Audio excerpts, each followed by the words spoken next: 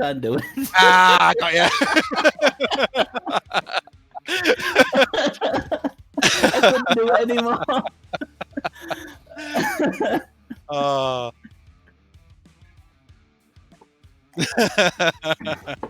Oh. I saw the cat go up the stairs. I was like, no, Yeah. no.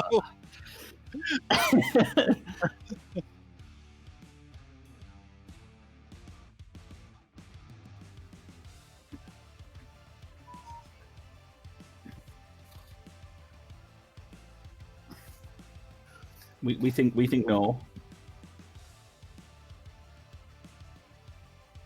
Yeah.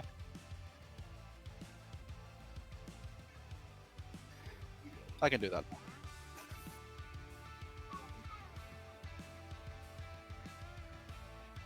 Oh, a whole heap of good stuff. So much.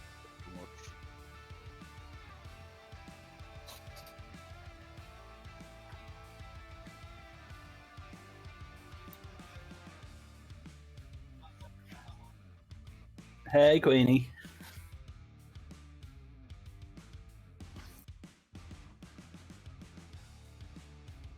Spandam.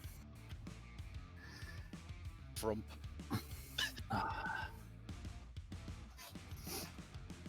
No.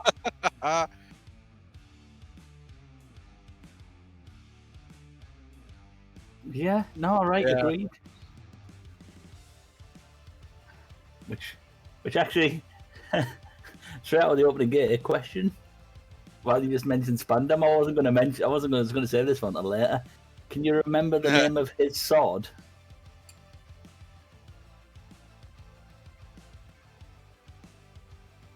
Oh, that's 1 point for Sam.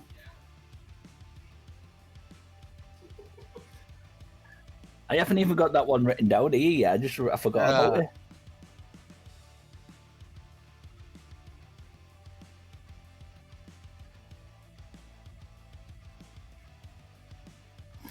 Nah. I am muted. Yeah, no. So what? Yeah, what I am we've muted. done is when the stream started, me and Anis just sat there with our mouths open like this. No, so I'm thinking it'd crash. I know. Anis is sorry, not Anis. Silver's sat here. We're in the chat, ready for it. You should be able to hear me now, because I just realised that I didn't unmute myself on Discord. So yeah. Oh. No, don't keep me mute. Keep me muted. That's not nice.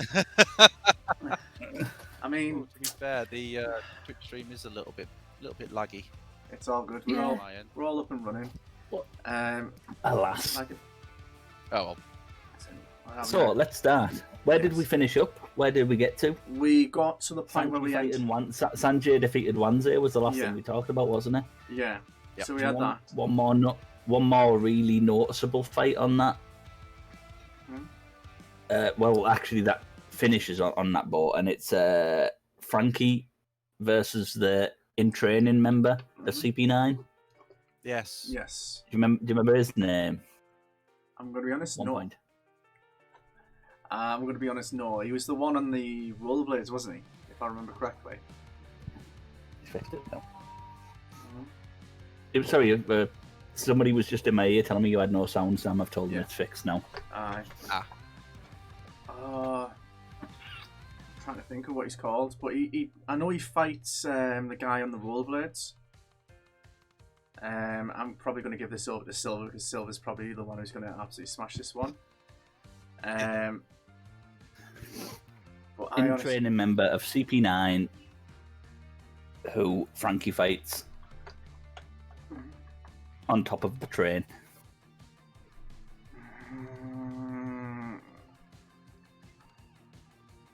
I'll give you a clue if you want. Go on. You won't get it. Like, there's also a character with the same name as this in Black Clover, Asta? which is very vague. Yeah. Are we talking to someone from the...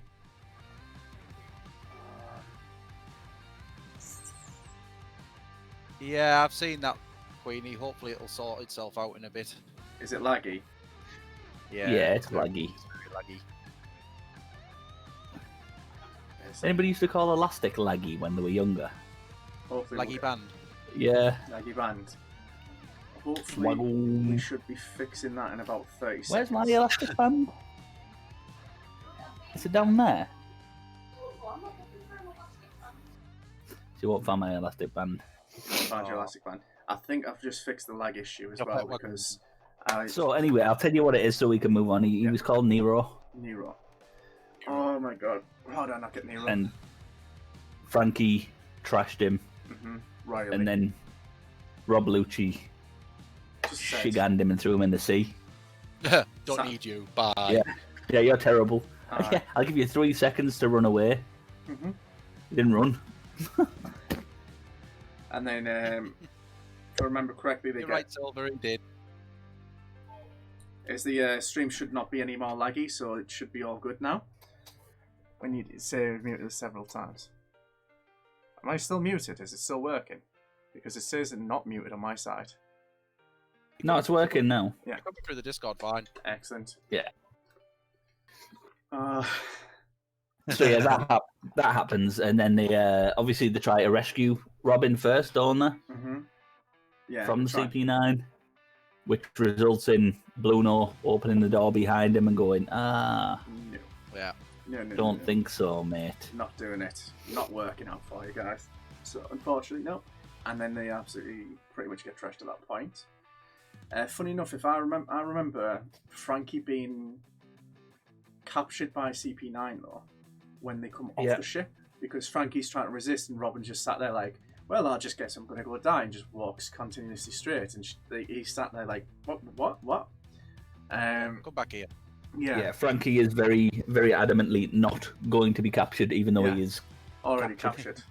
Yeah. And like I said, when we get into this point here, I remember when Luffy and everyone else is chasing after, they are chasing after him from the... What's it? They chase after him, they have like the fight on the water, because they basically have to stop the Aqualanga. I can not say Laguna. Laguna, thank you. And then Zoro meets one of the admirals, I remember, on the water, and he just absolutely trances him. And I remember T-Bone, that was it. I remember he absolutely tranced him, and I was like, that to me was one of my favourite scenes, because he literally just goes, oh, admirals are very powerful, and he just goes, okay, just hold my sword, and just completely obliterates him. Absolutely, completely and utterly obliterates him. Hold my captain, I'll get him. Yeah. And like I said, I remember that all of the crew and everyone just sat there watching the Laguna, and they're all just get shocked-faced. And obviously there's the fan service with Nami getting changed in the middle of everyone, so we all know that happens. I have to point that out, otherwise people will be like, hold on, you completely missed that. You didn't have to, Sam. Yeah. You chose to. We well, know where your ballpark is, young man. Hey, we just have to kind of cover it. We're covering it fully there. I mean... Sure. But yeah. And one of the things I like to mention at this point as well is this is one of the best kind of moments we see, is everyone in the crew gets that battle again that we seen at Arabasta that we all loved. Everyone has the fights, everyone has a lot of combat, and there's, even though it's all serious and everything's going on, there's still that amazing comedy element in there. I mean, Frankie, with each of the different teas and drinks that he's drinking, changes personality, which is absolutely brilliant. Trying to read for this caller. Hi.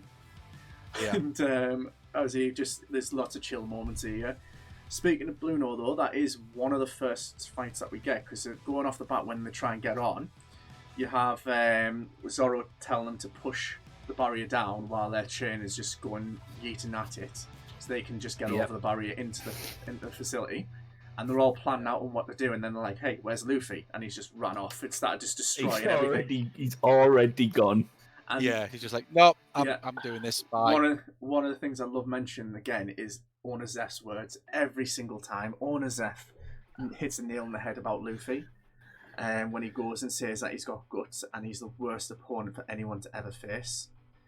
And this scene here, what happens here is pretty much spot on. He doesn't care. If you mess with him... there's literally thousands of them, and he's like, I'm not bothered, I'm going to get my friend back. Exactly. Just it goes through everything. Everyone's having these massive fights going on as well. we see the Frankie crew. We see, not just Frankie's crew. But you see these shit writers as well fighting, taking down giants. Galila. Yeah, the Gallia. They're taking down the giants. And out of all of this, like, Usopp tells the truth and says that he's. That's a question. Do you remember the giants' names? Ooh, which one are we talking? Both, or are we doing one? What 1 point each? Let's see if anybody in chat can. I'll leave the other Sorry? one. Kashi, is it? Kashi? I'm pretty sure I heard Anna say that first, and you saw this answer, like Sam. I said on me. Something like on me. I know Kashi. Kashi is one of them. Mm-hmm. The other one's Omoi. Amoy. Close, fire. Are you going to give Anis a point for that one, or? And yes, Queenie, I am unmuted. Yeah. 0.5. Yeah, sorry, Queenie. Unfortunately, Sam's one of the major knowledge people for this, so he has to talk. There we go. So 2 points already ahead of time there, and Anis has got his little half point there. Anis is doing terribly. I should just write Foxy. Foxy counts as a half, right? I have told you many times my knowledge is 0.1. That's giving him an overstatement. But yeah, like I said, Luffy just completely goes and goes. Leroy Jenkins is the best way to describe it for anyone who doesn't watch One Piece. Leroy Jenkins. Wait, did he just go there? That is literally the inspiration, I think, is where that came. Oh my god, he just ran in. While there's a lot of consistent fights that happen with loads of small people, the first fight we get is Bluno versus Luffy. And yeah, on the top of the tower. Yes, and I think this is like one of the best fights in my opinion. Out of all this, because we're getting teaser. It's just one of the fights I go to, like when I try to get people to watch One Piece. When I say, "Oh, you should watch One Piece," and say, "What's it like?" I always show them this fight. This entire fight was the point when I actually got back into One Piece, if you remember from the first episode, because I lost contact with One Piece when I didn't have TV, stopped watching TV, went into purely gaming, and then as in One Piece I was quite far behind.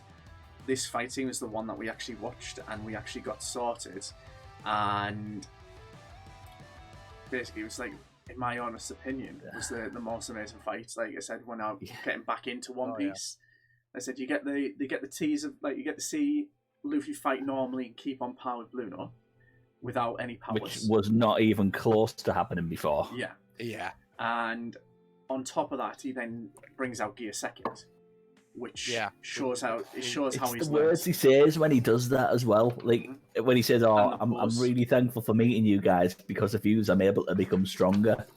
And then he uses Gear Second and says, "Now you won't be able to keep up with me." I was like, "Oh, that's brass tacks." That is brilliant. I mean, I thought to myself, "You're gonna have to back that up, mate." And exactly. Fuck, did he? This is the thing though. There is another more amazing quote I love about it. Is, if I don't become stronger than everyone, I'll lose them all. And to me, that was the kind of point, and that's when he was going, if I remember correctly, he was Gear Third, and he just like went, "Oh, I don't even need this. I'll keep this for later." He's down. It's okay. Also, guys, the results of the poll were in. 50-50. 1 vote for no, and 1 vote for can you repeat the question? So let's repeat the question then. The answer. But yes, I put the answers as will we complete the Enies Lobby arc in this episode? Yes, no, maybe, I don't know. Can you repeat the question? but Repoll with no. Can you repeat the question? No, we're not going to finish it. No, probably not. Hopefully we can get so up to much to go. Hopefully we might get up to probably even past the CP9s and get onto once the CP9s are defeated, except for Luffy's fight, I'm hoping. But We'll see. But I doubt we're going to get to Merry, because that would be a good point we could end on. But let's talk about the arc rather than where we think we're going to might get further. Yeah. No worries, Queenie. You have a lovely shift. Thanks for popping in. Thank you very much. Bye, Give you some Queenie. hearts. If anyone hasn't checked out Queenie's Twitch, go do check out her Twitch. She is absolutely amazing as a streamer. And really good content over there as well. Really lovely person. But yes, going on. like I said, going on, like you Luffy said, that versus fight. Bruno. Luffy versus Bruno. Brilliant fight all the way through. It is completely and utterly out of the blue. No. He wipes him, doesn't he? Like, he absolutely. and then there's that moment where Bruno goes in his door and Luffy just stands there. Yeah. And as Bruno goes to come out of his door, he just like steps backwards. And he's like, "Your tricks are not And working." he's like, you missed me. Like, and after this defeat, we see Zoro basically break the roof open and let everyone get up. Everyone gets up, and it's that famous walk scene with the music. You know, the actual music that plays on it. Dun, dun, dun, dun, dun, dun. And like they all just stood there, and you have the exact mirror image of them all stood in a line, and you have the CP9s all stood in a line, and you know it's one side's going to break, and it is just the kind of face-to-face kind of, we're taking you down, or you know, we're going down. It's one way or the other. And for the viewer, it's just that like, oh my god, this is happening. Like pure hype. It is, and like I'll be honest, my hair's amazing. Goosebumps hair stood on end. Everything at this moment. But one thing that stands out to me, and like it was very subtle, very very subtle to anyone who has watched One Piece to this point, is Luffy does have a hell of a lot more knowledge than he lets on. Because and he's got meat in his pockets. He does. Yeah, he does. But let us not overlook that. Let's not overlook everyone. But in terms of the entire point of Luffy knowing and sizing up everyone, the most famous thing is that the fact that he knows what that flag means. He knows about the military, because obviously his Garp, that we don't know about his grandpa at this point, and we'll know about him at the end of that this. knowledge into him, yeah. Exactly. Yeah. He just doesn't acknowledge knowledge as thinking he doesn't care. It's not affecting him. It's not going to be something that he's going to use that often. He knows about him. He doesn't care. And at this point, more than anything else, he just goes, "Yes, I know what you mean. I know what this means." And he tells straight away to Sword King. I'm very well aware of what it means, and I'm prepared to accept whatever you think you're going to give me. You know what? You could say, "Hold my meat. I'm going to show you something right now and burn that flag," but he wouldn't give up that meat. But you hold his meat. But yeah. I mean, don't take that with any connotations. That might be Boa Hancock's dreams, but you know. But this is also the point where we start to learn a bit more about Robin. Like the backstory, O'Hara. We get a backstory comes in, and you see how tragic it is. I think, like I said, everyone who's part of the One Piece crew has a tragic backstory, and that's what brings them into life. Is they've been through some shit, and as everyone on the crew has found out, Luffy will beat the shit out of people to get you back on his crew. I think if you think about it, the backstory wise, when you first meet them, Luffy's probably got the tamest in terms of tragedy. Yeah. Yes, but he also gets Sabo, but he didn't. He didn't, but he also lost Ace later on. But that's why I said when you meet them. And that's why, like you see, like Luffy keeps constantly growing. He didn't lose Ace when you first meet him, did you? No. But when you first meet Nami, she's already lost her mother and her entire island's been taken over. When you meet Sanji, he's already been through what he's been through. Which everybody's already had the past. I mean, Usopp hasn't really had that much of a bad past, really. I mean, his mother died. His dad abandoned him to go to sea. So he's basically... Yasop is literally... that too. Yasop literally goes, "I'm going on an adventure," and just leaves him, goes, "Bye."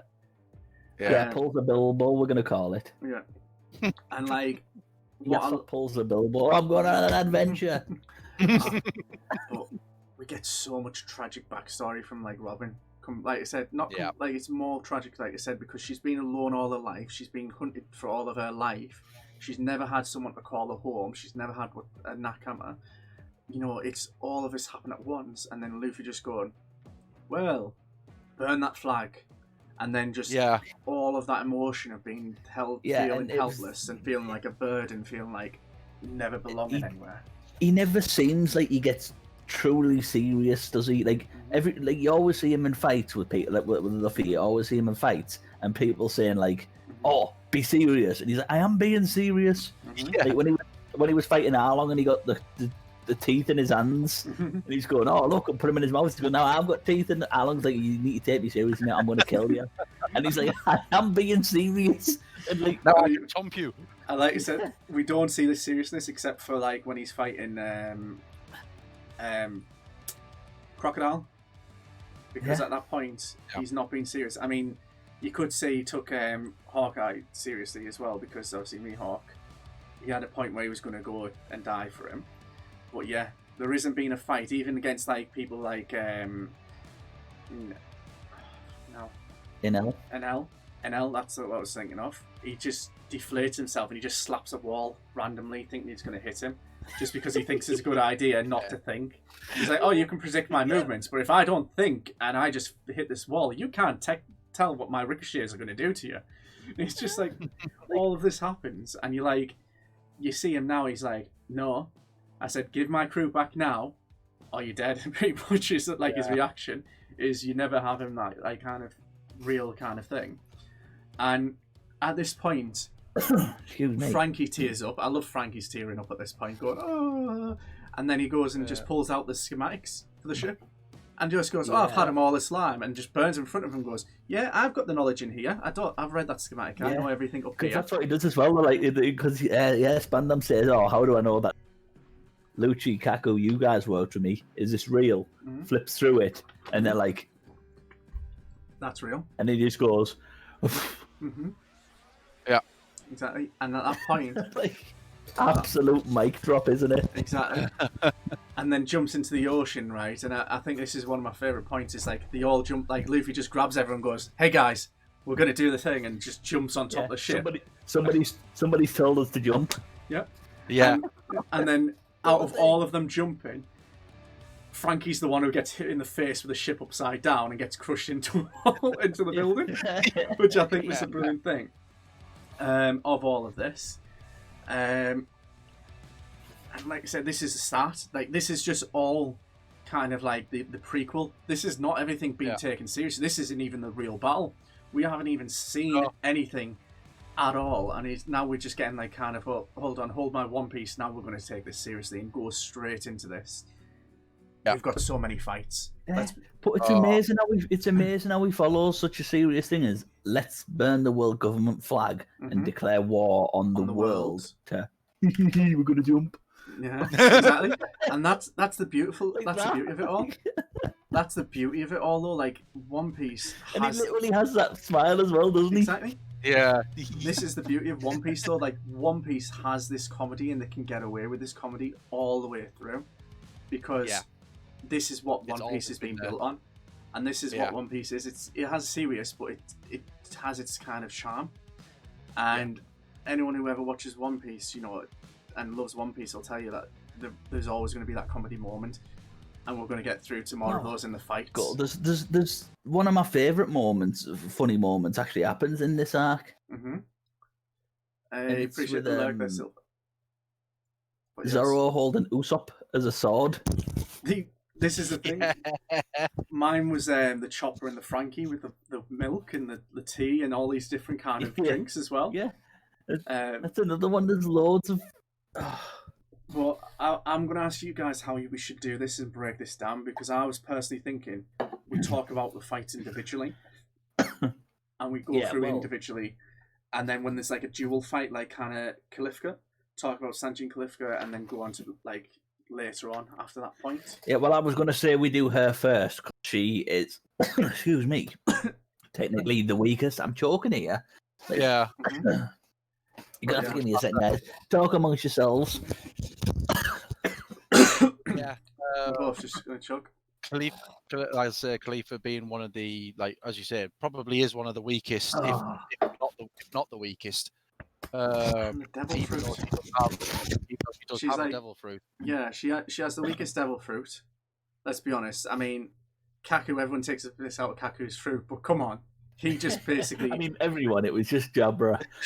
Well, I mean, I'm sure Zorro took our this. world, Sam, and I had a wolf fruit, and you got given giraffe. I would pick on you somewhat chronic for it.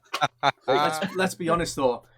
Doesn't Zorro also laugh at him at one point. He does, yes. So it's not even just Zoro. It's like Because Zoro misses his attacks because he's laughing so much with Jabra laughing and everything else going on. I think that's what it is. I can't concentrate. Because Jabra's sown the seed of, look at him, he's a fucking giraffe, what a dickhead. Zoro's like, yeah, that is quite funny, actually. It's just like, you can't hold on to it. But before we go on to Nami and Caulifla, we've got to talk about Sanji and Caulifla, because Sanji actually meets her first and starts fighting. And he makes tea with her first. Yeah, gets completely subdued by her, as Sanji does. Well, he beat her. Like, he physically beats her without beating her, in my opinion. Like, he basically says that was a hit. He kicks and stops right next to her face. He's like, I can't kick you, but... But you would have been defeated by now. I'm proving he could have absolutely crushed her. But this is a charm of Sanji, and like I said, this is something that Sanji's always done. He would never fight a woman. And her, like, he raises his sword. I think he would fight first Alvida. Yeah, I mean, to be fair, we also know someone else that he did fight, but then again, they're both male and female. But we'll go into that when we get into time skip and talk about that time.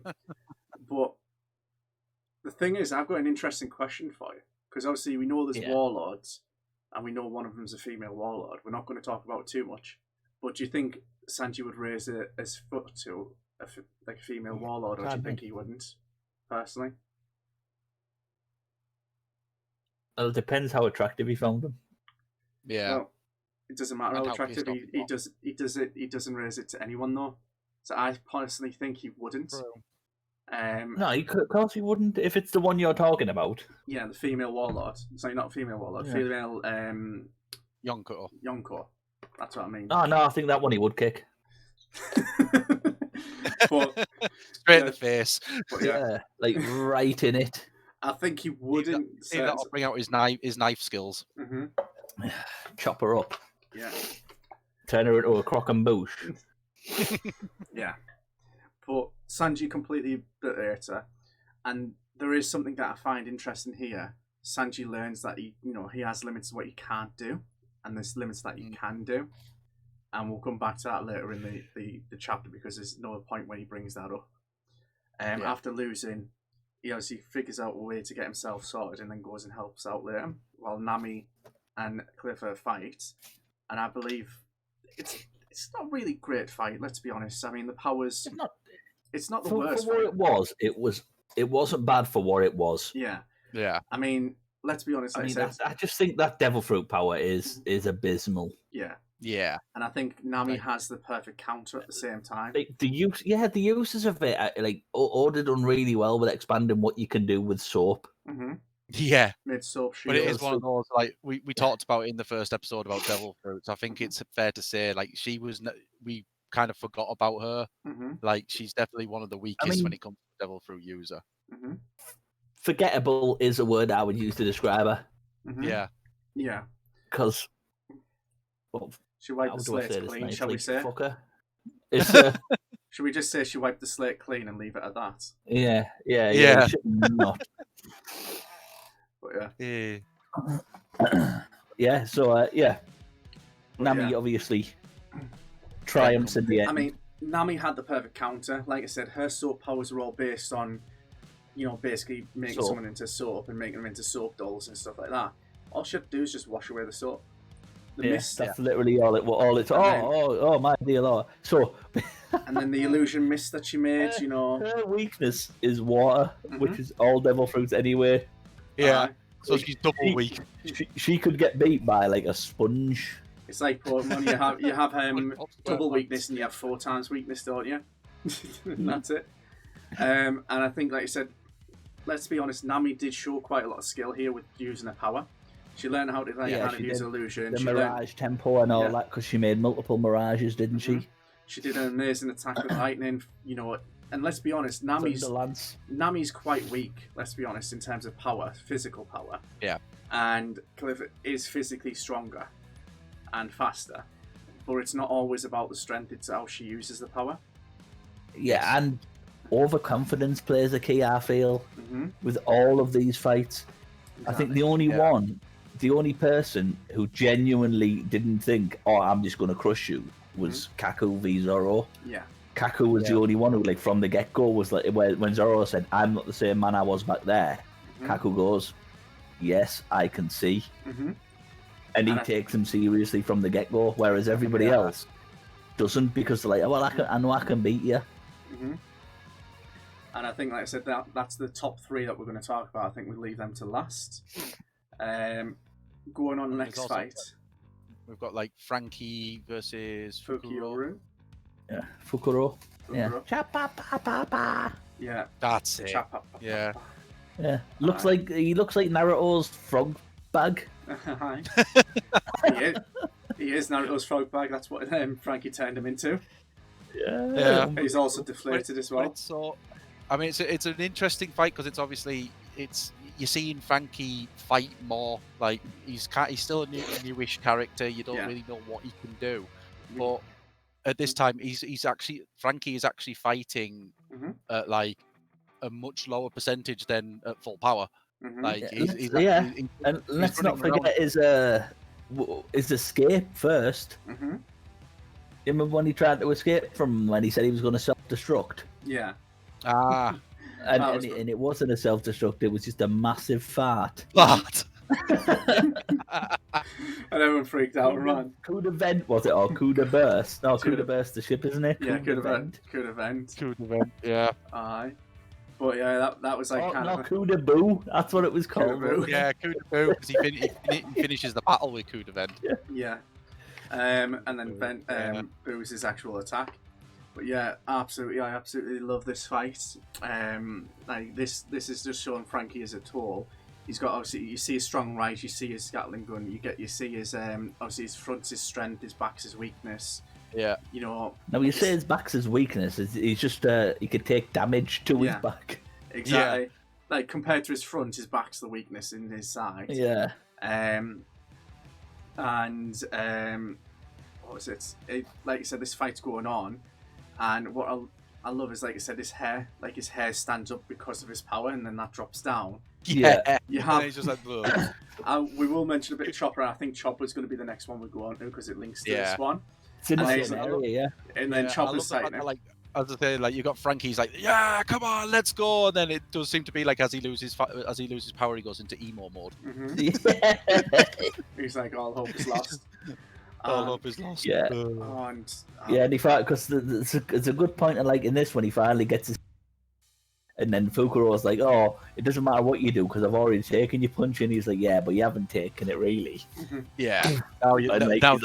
this one and I'll take this one and see what you say then. Strong and then he's kind of like, "Oh, okay, yeah, that one hurt." Yeah. And cool events how he finishes off. He knocks him in the air, and then he just makes a crater out with him. Let's be honest, just completely blasts him. Just like crushes him. Bye bye. Like I said, there's all different like kind of modes that he goes into when he's fighting. He does all these different kind of teas. He goes through all these different minerals, and it changes his personality altogether. Frankie boxing. Exactly. Yeah. And it's just his reaction, like Chopper sat there like, "Oh my god, this is so awesome," and then he's like, "What the hell?" And he goes into like kind of rage mode, and he's like, "Ah!" And he doesn't want to open the fridge to. Oh, how would you say it? Kumadori, is it? Kumadori? Kumadori. Yeah, he doesn't want to open the fridge. Kumadori's just laid on the floor like, yes, no, yes, no, yes, no. And he just keeps throwing different drinks at him. And he's just like, it literally goes on. I just find that the all mode is just hilarious. Agreed. It's just the whole kind of frustrating, and then he's like, yes, no, not getting in anywhere, shape or form. And moving on to that fight, this is also the first, like, with Chopper, it's interesting this one because obviously we know about the Rumble Ball, but we've never seen really anything. Like, we didn't know he could take more. We just when we do see him take more, we just think, oh, is he gonna get stronger? Is he gonna get even more powerful? Yeah, it's hinted on, isn't it, about it? Like when I take more, I can't control it, and I go like this, and this happens. But we were like, what happens though?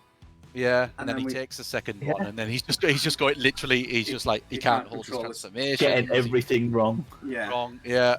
Absolutely, you can't control it all, and then, like you said, you find out the reason why is he got his time limit when he uses the Rumble Balls, which we kind of assumed because he wouldn't be a permanent upgrade for the Rumble Ball. If he did, then he wouldn't have to keep taking it. We find out that limitation. We find out, obviously, that he has to work with what he's got when he gets in the middle of the second Rumble Ball, and he's scared. Yeah. And to be honest with you, when it was going on the monologue of him using the third Rumble Ball, that got me, like, that got me chills. This is another moment that gives us the chills, and I think, like, I wouldn't say it's on when I walk, like half my village was gone. Yeah, exactly. He took the third one, and everything went crazy. And luckily enough, he was able to do this because he couldn't control his powers, because he was sat there in his heavy point, if I remember correctly, getting Shigan finger gun basically with his hair. And just completely getting obliterated, and then all of a sudden he gets changed into his normal form, and he didn't know he could, like, he didn't have that control. He just kind of lost control of the power, and then he just ate the third Rumble Ball, and then all of a sudden we just see this massive monster. And honestly, when I saw it, I was just sat there like, oh, like just full on. Cannot wait for it. Completely and utterly hyped at this point to see it. And then. What's it called? Commodore hit him with absolutely everything he had, and Joe was like, he just went and pimp slapped him. Let's just be honest, like, just completely went straight out, knocked him out, and sent him absolutely flying. I think he knocked him about a mile. And the only reason he landed on the other side of the bridge in the city. Yeah, he flies from the Tower of Justice to the main island. Yeah. And he's just like, oh my, like. And at this point, the realization of just sort of like, he is that powerful, but obviously he has no control, as Frankie sort of finds out. As he starts going for him. There's two things that I love about this. Is the one, first and foremost, it shows how powerful Chopper can be in certain situations. Yeah. And I think that would actually be quite a shock to, like, the rest of the crew. Imagine the rest of the crew seeing that at this point and seeing how much she just did. Imagine Nami and Usopp just seeing this. They would freak the hell out. Like, what the hell? It's actually quite apt that Frankie, like, obviously Frankie, who is fighting with them but isn't at this moment in time part. Yeah. But, like, he's the only one that sees it. It's well played. And then he realizes it's actually good that as well, because I think only Frankie would have been able to do what he done to go, do you know what, I'm just going to hit him in the water. Yeah, like, this is the thing I was going to point out, is like, Frankie was smart enough. Thought, I'm not going to hit him because it could hurt him. Yeah. But Frankie was smart enough to realize exactly what he needed to do. He was like, right, he's lost control. If we leave him rampaging, and this is a question for both of you, what do you think would have happened if Chopper just kept going on a rampage? Do you think he would have killed him? Yeah, exactly. I would have thought that, but do you think he could have took down a couple of other members of the CP9? Maybe, yeah. I mean, like, I wouldn't say the top three. Jabra could have probably gone down to him. Jabra and Kaku could have maybe fallen to him, and that. But then again, he was in that level of indiscriminate violence that if he'd have went there, everybody would have. He would have just attacked everybody. Exactly. Everybody, and I think everyone would have probably attacked him. And there's, like I said, on this point, like I said, because there's no knowing if the rest of the crew would have known who it was. Exactly. That's true. I mean, you could probably, they just see this giant monster there. People might still kept the hat though. You still had the hat. Is this another member? And although obviously there is the hat. Yeah, I was going to say, but Frankie doing the smart thing, knocking him in the water straight out the bat, and then saving him. Thinking, to be honest, I don't even think Frankie knew if he'd deform in the water, but we're glad we did. But imagine that. Imagine he didn't deform, and he'd have to try and carry him out of the water as that giant form. Well, it makes sense he would, because it's a devil fruit, and it would just negate his devil fruit power when he went in the sea. Yeah, absolutely. That's what I would think that. I thought, like, oh shit, he's transformed into that because of his devil fruit. I'll throw him in the water. I can see that in chat, Anis, by the way, just to point out. I saw it earlier. Yeah. But yeah, like I said, going from that fight, where do we want to go to the next fight? Because we've done 3. I think it should be Jabra versus Silver King next, because they do technically fight to a Yeah, certain they have degree. a little scrap. Yeah, they have. Yeah, because that's got. Although Soga King doesn't try to start with, Mhm. because obviously Jabra is happily just having a nice little nap, Mhm. and he's got the key down in front of him. Key in front of him, so Soga King goes, "Haha! I have the opportunity here." The keys. And We then- haven't mentioned that. Yeah, that's Yeah. another point as well. Yeah, each of the CP9 has their own key, which is led. Which one of them is the real key to Robin's sea stone cuffs.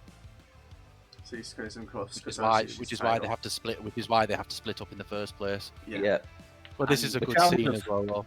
Just 100% give that to Lucci. Yeah. 100%. Like I said, out of all of them, give it them the most powerful one. It makes sense. But yeah, so you go, oh, he's the most powerful, but he's also the least likely to be defeated. Yeah. Yeah. Even if everybody gets to him, they've got to get through everybody else first. Absolutely. But I do love this this scene though. Like Soga King's going, yes, I can do this. I can do this. I can do this. And then suddenly, there's a rooster. Don't do it. Don't do it. Don't do it. Where did that come from? I don't know. And it's just sort of like, and then it makes noise, and then he's like awake, and then he's just like looking at Soga King, and just like, and then we have to give pirates. We have to give props though to Usopp's thinking here and his knowledge. It didn't work out, but he knew there were sea prism handcuffs, and he took some and tried to use them on Kaku and Jabra. So he does have this knowledge where he tried to. It did screw it over. It did make this comedy element, which we're going to go on to now, when he could capture Zoro, because Zoro and Kaku fall through the ceiling, if I remember correctly.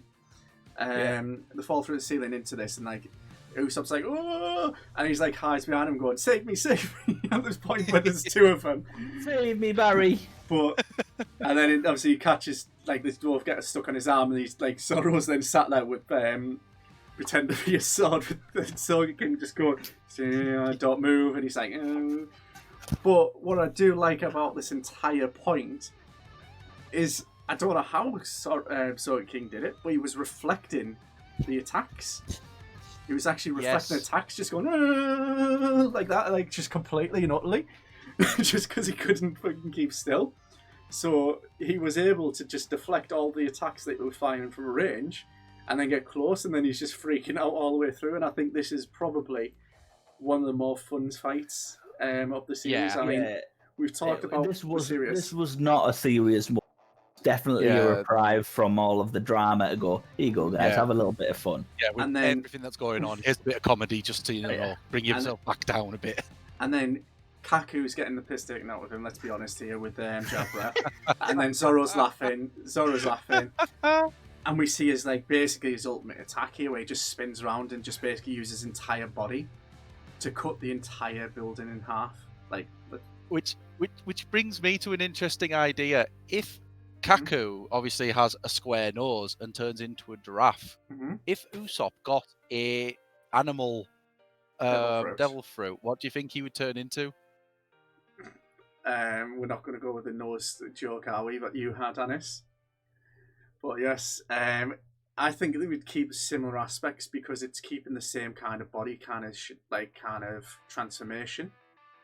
So you would probably have like, I could imagine Usopp getting a Pinocchio fruit, Pinocchio fruit. Let's be honest. If we're going to go by devil fruits, that would be the perfect one. But if he does get his own, so the only thing he can do is lie and get a bigger nose. Yeah. Be sat there and like you'd be talking to someone, be tied up in prison, no one knows about his devil fruit, and you'd be like, "There, I just put almond and haki on my nose." Poof. That would be the. Oh, look, the keys are over there. I'll lie, nose, hooks the keys and then back again. I mean, what works, doesn't it? Exactly. Yeah. I mean, you've got to use the power how he. The thing is, it's not, and I think Kaku's a good example of this. It's not the devil fruit; it's the power of how you use it. Because everyone's taking the mick out of Kaku as being a giraffe. Also, a good example of that. Fucking Foxy. Come on, we've done Foxy. We've done Foxy. Yeah. We said we'd never talk about him again. I know. Oh, man, he's a Fruit Loop. It's a fucking frump. Yeah, man. Like. Oh god. I'd love to put him in a toaster and just leave it on with duct tape like that, so it can't ever pop.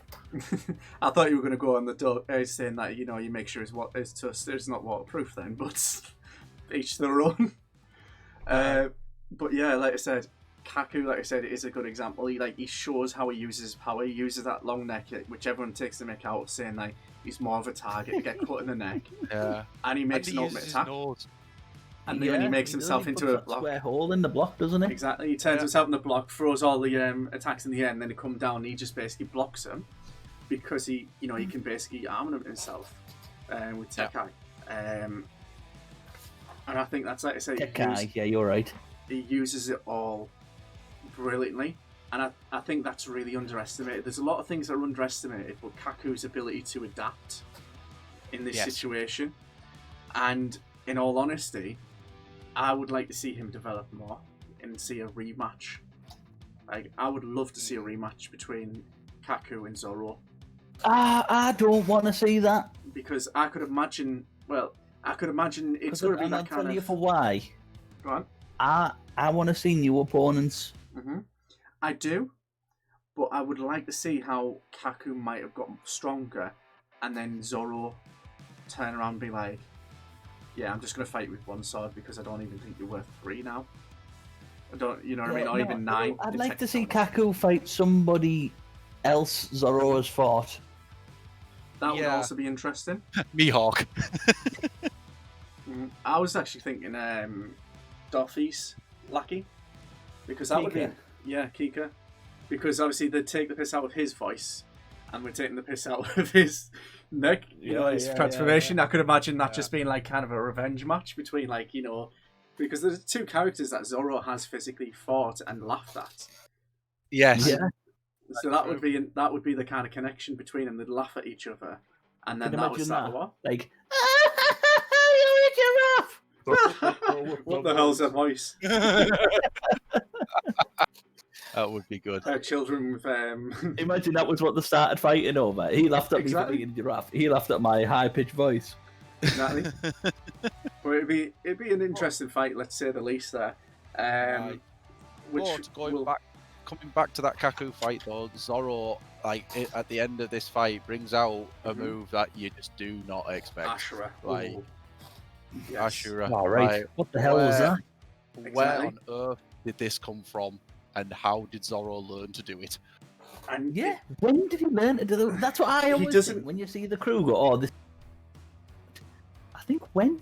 Yeah. When did you train for that? The thing is, it's not explained. Zoro on the ship, he's doing weights, but he's generally just doing weights and drinking. I think, like I said, when he's sleeping, he goes into a. There's a theory I have behind this, right? And I'm going to bring it up because it's never mentioned again, and we never see it other than the film.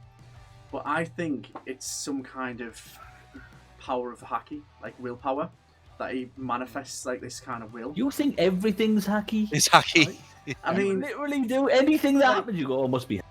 Yeah, it's like that. If anyone asks us how this happened, we just say the wizards did it. Exactly. But the whole point of haki is it's all based on willpower. It's based on your kind of will. And at the moment he does this, right, his determination just snapped to a second.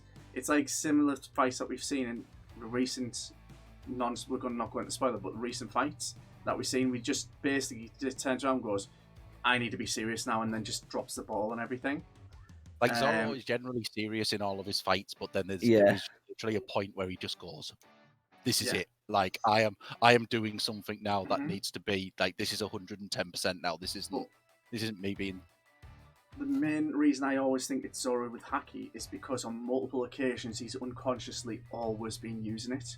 From Arabasta and onward, he's always been using partly some kind of form of haki. He never took near the level of damage he took here when he fought Daz Bones. Exactly. Not even close. So you can't say, "Oh, it's because he was at Death Star that he discovered haki," because let's face it, Arabasta, I would say that's haki because he was like, "Right, my sword's there." And then he managed to cut steel, which he couldn't cut before. Exactly. And like I said, there's even though Luffy does do it unconsciously when he meets the Sanji lookalike on the bull, He says there's no reason to fight me, and then it just, you know, he uses Conqueror Haki. So it could be some kind of form, in my opinion, but at the same time, it isn't just something that comes out of nowhere, and no one's seen it. We've seen Gear Second. Yeah, we've seen then Diablo Jambler. That was just something that just came out of nowhere. That was the thing that I was going to get to, and then obviously our last sort of fighter, I think, is Sanji. I think also Sanji is another underrated again in this later on as well. Nobody underrates Sanji. No, I mean his intelligence. Like in a second we'll come to it, but like there's things that he does that just gets kind of swept under the rug. But going back to Zoro finishing this fight up, it just comes out of nowhere and just absolutely takes on Kaku's the attack that he dodged on purpose because he knew he couldn't block it or kind of reflect it. He just jumps straight into it with Ashura, cuts it open. Kaku then completely and utterly loses the will to fight at that point because he's like, oh god. That to me shows that it's not something that's just happened. He knows it's capable of that.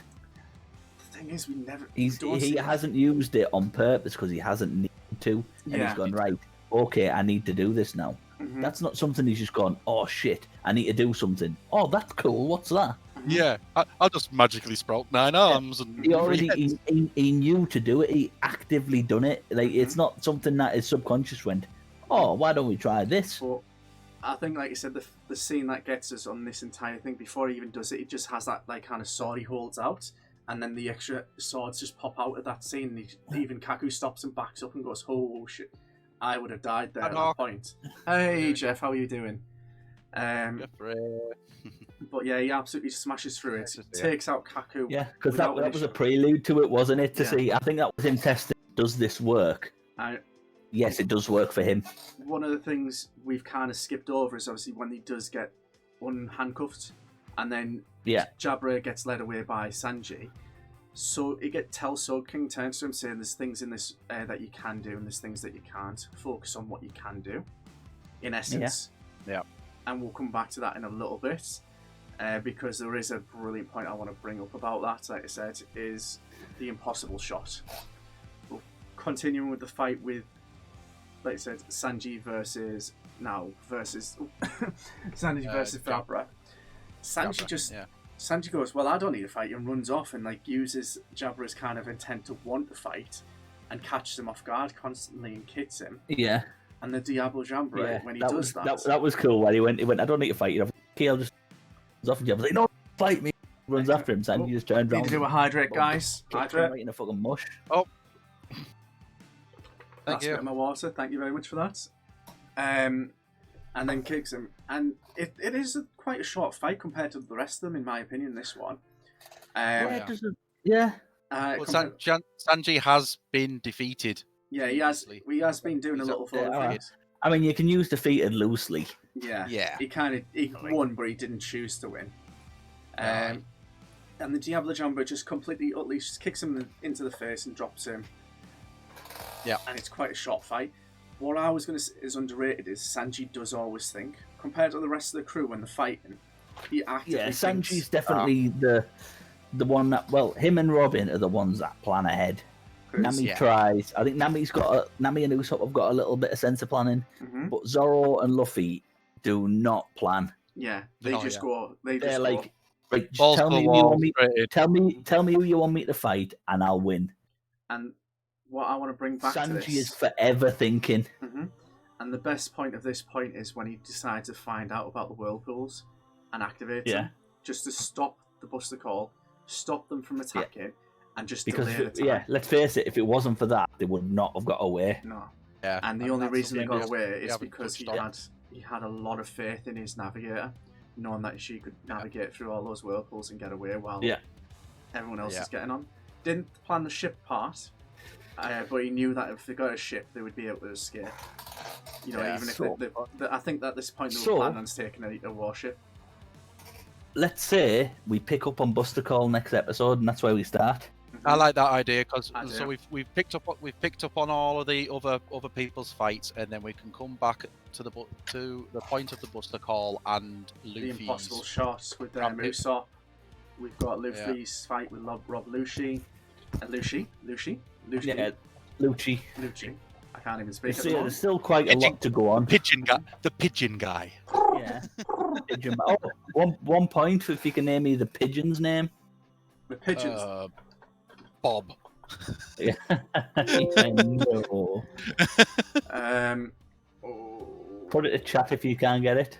I would definitely go to chat with this one. Chat, help me. Chat. If you can get it, I'll have the point. No. Chat gets the point. You don't get the point. Chat get the point. What is the name of Lucci's? What's the name of Lucy Pigeon? I'll be nice and I won't ask you what. Oh, you broke up there, Tass. I'll be nice and I won't ask you what Iceberg's mouse is called. I don't remember. Yeah, it's got a name. Squeak. Tyrannosaurus. Tyrannosaurus. Really? Yeah. Why did I forget Tyrannosaurus? That is cute. But, you may Google that if you don't believe me. No, I believe you, Tass. I don't doubt it. But yeah. Answer? We haven't got an answer in chat, so I am going to probably say... Oh. Hattori? Hattori? Yes, so Hattori is the name of the pigeon now. So yeah. We got next week, we got Buster Call, we got Luffy and Lucci. We got the aftermath to talk about. Yeah. And I think that's probably going to be about half an hour to an hour long there. Because there's easily quite a lot. Yeah, we'll get an hour out of that because we've got the end of the fight, then we've got the Buster Call. Like the Buster Call. And then we've also got to do the tier list. What we will affectionately refer to as the goodbye. Mm-hmm. Yes. Yeah. Which we all know someone's the tier ranking, obviously, and then if we get chance, we'll go on to what happens back at Water 7 when they get back there. Yeah. Which we've got the kind of like final arc. But yeah. Thank you, everyone. What I'm going to do quickly is before we just jump off, I'm going to go find someone who's streaming. We're going to go send them some love over. I'm going to see if anyone's playing One Piece at the moment. Yeah. Thank you very much for joining us, guys. As always. Thank you very much. If you want to just fill in for about 30 seconds while we It's been my privilege. We've got a few.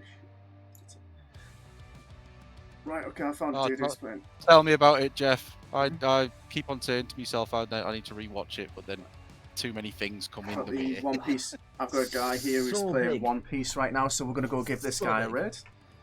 Yeah, a raid. Yeah, so we're going to go say hi to this guy, send him some love over. Drive safe and have a happy Thanksgiving. Absolutely. There it is. Thank you very much, guys, and I'll see you in the next episode. I wasn't forgetting it this week. Catch us later. Thank you for tuning in. Will he reach his next goal? Find out on the next stream of Goku 726.